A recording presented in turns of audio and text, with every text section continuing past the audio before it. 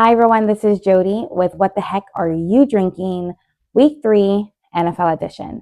This is one of my favorite times of year. Not only are the leaves changing, it's finally cooling down, but growing up in beautiful Pittsburgh, I am a huge sports fan.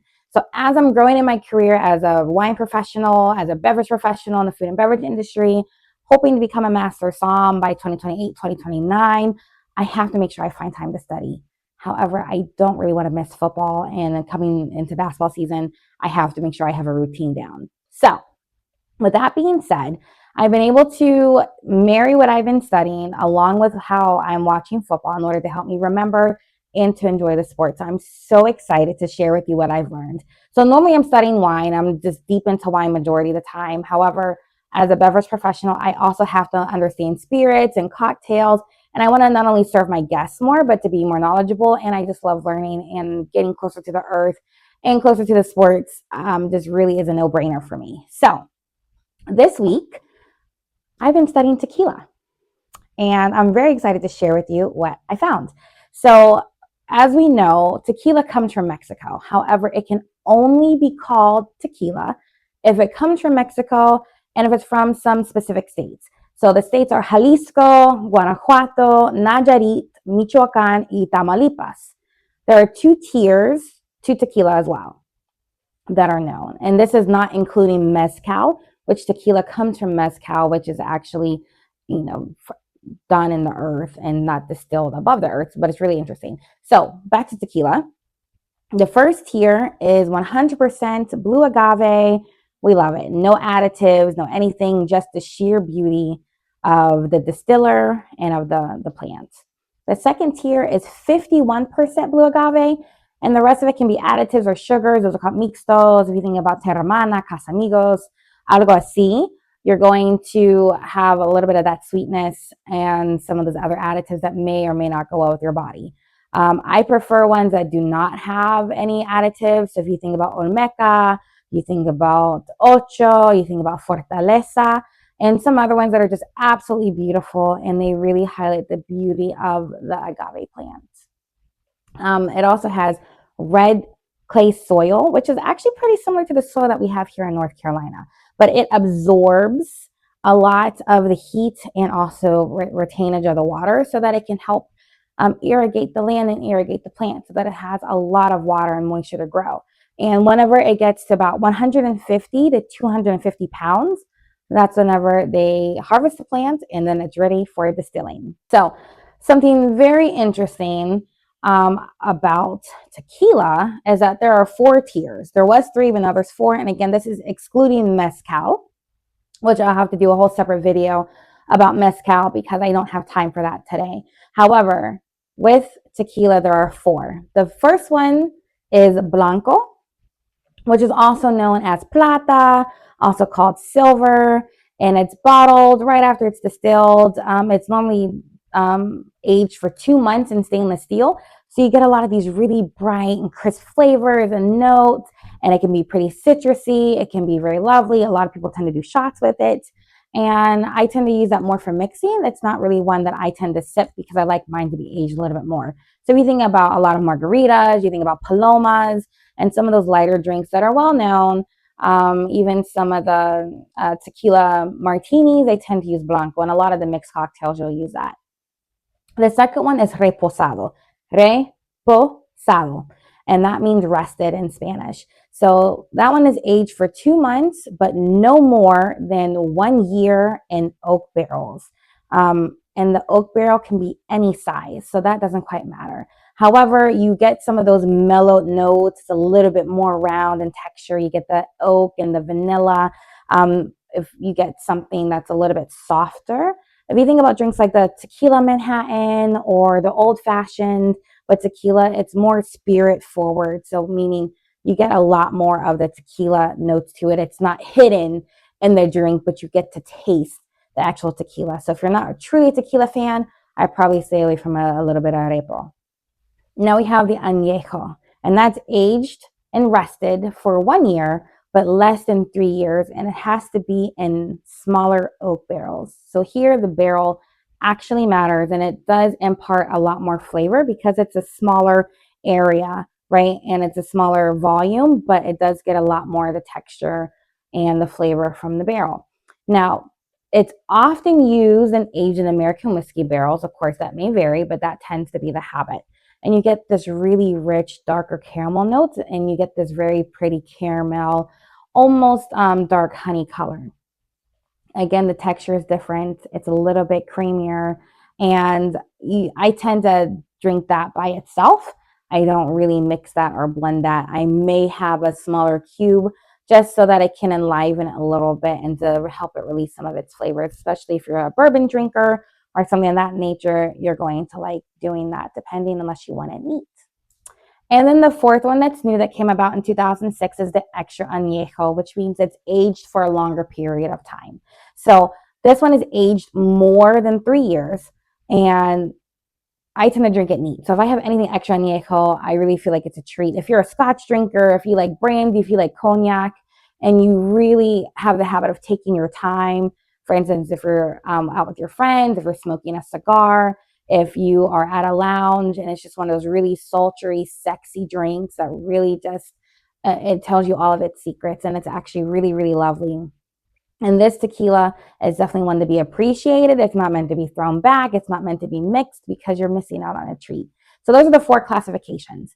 That being said, week 3 of the NFL was a treat. And there are a couple teams that I want to highlight that really showcased what I was studying and really showcased some of the beautiful notes that you find in some of these drinks. So let's get into it. Week 3, we are going to talk about the Carolina Panthers. Congratulations on such a huge win. Your first one of the season and your first home game. When you think about the Carolinas, you think about some delicious barbecue and smoked meats.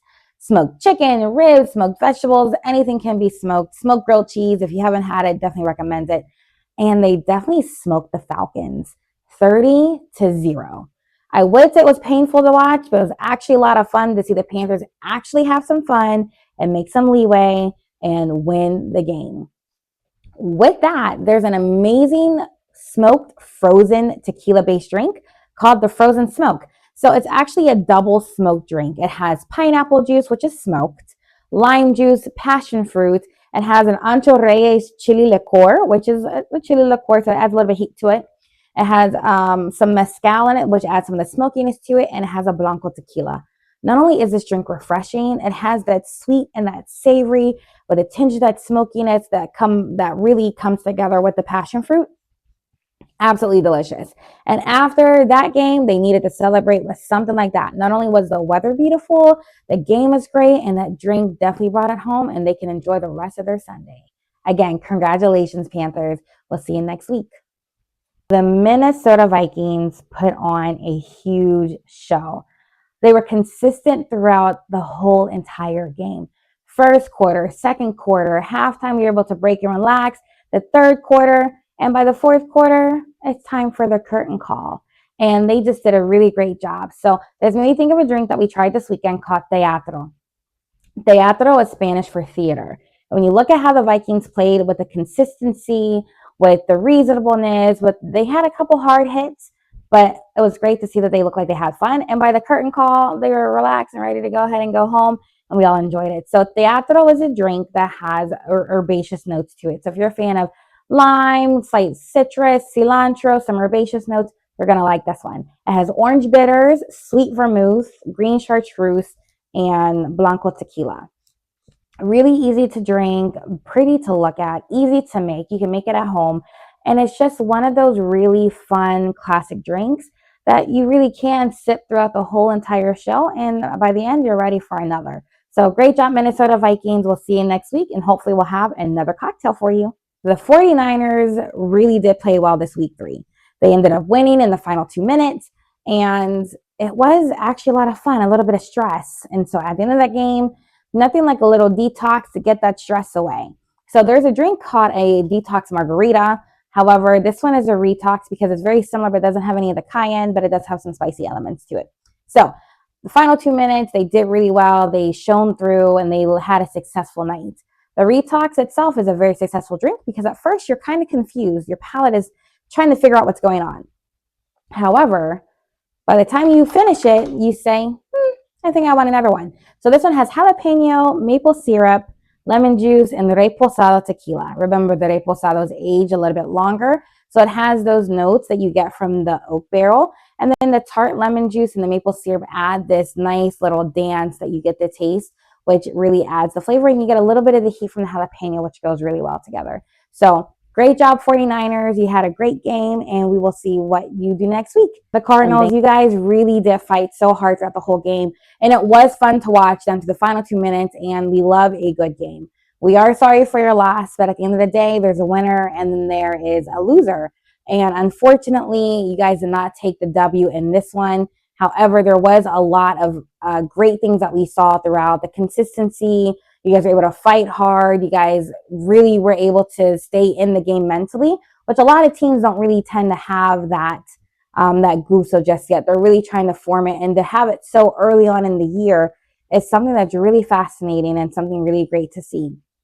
So the drink that we thought of is the bee's thing, which is a take on the bee's knees, which has a different spirit. But bee's thing is a little bit spicy, like you guys played, and ends with a soft sweetness to help you ease into the evening. Since I know after a loss that was so close, you need something a little bit more soothing. And the bee's thing tends to do this, just that. So it has fresh muddled jalapenos, agave syrup, lemon juice, jenape, and reposado tequila that adds that roundness to it and brings it all together in a tight little bow, which is really good for helping you to relax and to have something that's not so strong and flavored, but something that you can really sip on and enjoy the flavor of the tequila and enjoy the blend that you have there. So good luck next week.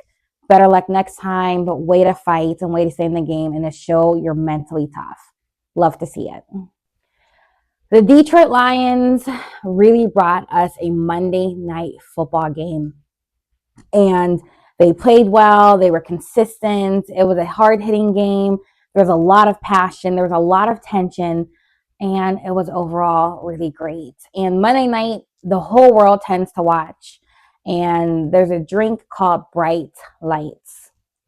Now, Bright Lights is a very interesting drink because it actually uses a wine syrup from a sparkling wine that's aged a little bit or that has gone flat, and they're able to create a syrup with it.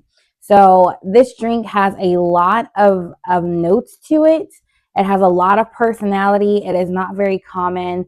And either way, if you have the sparkling wine or one that's gone flat, you can still highlight the deliciousness of it.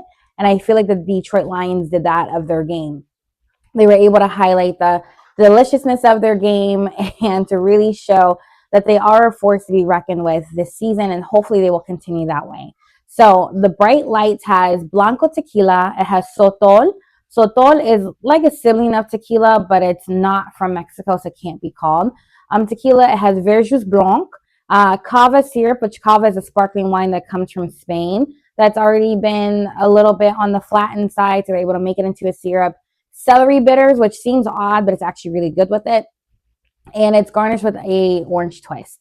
So the bright lights from Monday Night Football, we had the bright lights from the drink, and it really just fit together. And to bring in the sibling of the Sotol and the sparkling wine, it was a really nice blend, just like we saw the Detroit Lions and how we saw the Ravens really work hard. So the Cleveland Browns has a long history, and they were able to take the W over the Packers this week 3. And it was satisfying to watch. We enjoy seeing them try to figure out what they're going to do on the offense and defense. They're in my division, so I always watch their games to see how they're doing. And we want our rivalry back. So hopefully they'll continue on an upswing and we can have a good rivalry. But it's always great to see good football. And from them, finally, we got to see it. So speaking of which, that made me think of the Cafe Royale Tequila Matador. This drink is from the 1930s. Delicious, satisfying, easy to drink, just really refreshing, pretty classic. And it's only 3 ingredients. It's tequila, vermouth, and orange curacao. I would use a blanco or a repo, but it's one of those drinks that is just really classic and pretty. And we definitely recommend that you try it if you want something that's light, a little surprising to the palate. Like, we were honestly pretty surprised that the Cleveland Browns won. However, we're excited to see them gel together. We love seeing good football, and congratulations. And we will see how you do the rest of the season. Gracias por asistir. What the heck are you drinking week 3 NFL edition. I am so happy that I was able to share some of the things that I've been studying along with my favorite sports, and we had some really great games. There's almost nothing better that I love in the fall than some great football. And I always love a great drink, and I always love to learn. So thanks for letting me share it with you, and I hope you can tune in to our next episode for week 4, as well as some of the other series that we're doing that's taking a deep dive into what the heck are you drinking in regards to wine, in regards to spirits, in regards to food pairings that I'm teaming up with a couple chefs coming up. So I'm excited to see how that turns out, and I'm excited to share that with you as well. If you have any questions, feel free to DM me. If you happen to try some of the drinks, let me know what you think about them, and I'm looking forward to connecting with you. Have a great night and enjoy the rest of your week.